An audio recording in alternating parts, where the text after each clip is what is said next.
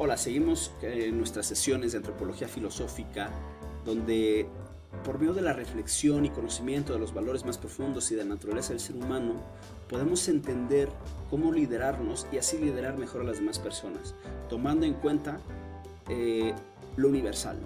A partir de lo universal, irnos a lo particular. Vamos a hablar de Darwin y la selección natural. Ojo, hemos de recordar que Darwin era una persona muy creyente. De hecho, ¿dónde podemos ver eso? Pues precisamente cuando llegaba a las conclusiones de sus obras y al inicio dedicaba sus investigaciones, reflexiones, porque además Darwin era una persona que sabía descansar bastante bien. Ya después aquellos que lean sobre él van a entender de qué estoy hablando, si lo leen afuera del curso.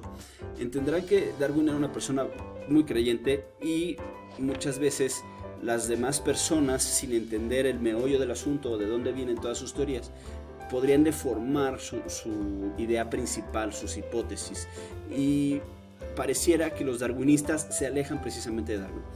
Pero bueno, todo esto para dar precisamente cabida a nuestras primeras reflexiones sobre Darwin y la selección natural. Miren, Darwin intuyó la descendencia de todas las especies a partir de una primer forma de vida, con ramas de un tronco común. Aunque creemos, sigue siendo una teoría, que se equivocó al identificar las causas secundarias, los resortes del cambio evolutivo. Los caracteres adquiridos por adaptación que vienen con el ADN no se incorporan al patrimonio genético por herencia, a diferencia de lo que decía Darwin, comprobado por Mendel en los 1900. Hemos de recordar que en la época donde vivía Darwin había muchas cosas, mucha tecnología que era muy limitada. Actualmente esa tecnología evidentemente ha evolucionado, ha crecido y nos ha demostrado ciertas cosas como este argumento que estamos comentando actualmente, 20 años después de que había fallecido Darwin. Ahora, si hubiera vivido 20 años más, Darwin no hubiera sido darwinista. Aquellas personas que se casan con una teoría y luchan por ella como si fuera dogma de fe. Bueno, pues Margulis dice que nunca hemos visto un cambio de especie. Actualmente, a pesar de que hemos vivido varios siglos, no hemos visto cómo ese salto evolutivo exista. Ahora, varios científicos, incluso científicos creyentes, que por lo general son los que tienen una mayor estructura intelectual, que pueden encontrar la fe que quiere entender por medio de la teología, o filósofos o los mismos científicos, han dicho que es posible, podría decirse que la teoría de la evolución de Darwin o la teoría del Big Bang son bastante racionales. Pero Margulis sigue diciendo, es que no hemos visto un cambio de especie. Muchos científicos dicen, es que no hace falta ver el cambio de especie. Sin embargo, bueno, pues ese punto de vista está interesante. Como Margulis dice, bueno, al final ya debimos haber visto alguna evolución o algún cambio de especie. Hay algunos profesores que tristemente tratan de autojustificar sus ideas o su estilo de vida por medio de los argumentos que sustentan, donde no dan pie a ningún otro cambio de este tipo de argumentos, recordando que solo son teorías, porque al fin y al cabo es cierto que algunas cosas ya no podemos, por la historia, por la evolución, por el tiempo, por la historia del tiempo, ya no podemos regresar. Entonces al final solo son hipótesis y teorías, aunque muchas teorías podría parecer que no hay para dónde hacerse en el tema de comprender la evolución y las especies. Bien, estudiar un ser vivo por su forma externa, y ese es un argumento que también conviene que dialoguemos, es como analizar un vino por su botella. Y definitivamente lo delicioso, la esencia del vino, aunque la botella puede ser muy hermosa y darnos un adelanto de lo que hay adentro, pues lo importante está en el vino, en la esencia, en el soul. Mientras el evolucionismo lo sabía todo sobre la anatomía y la morfología, se le escapaba el propio ser vivo. Y ahí es donde los argumentos empiezan a tomar fuerza y poder.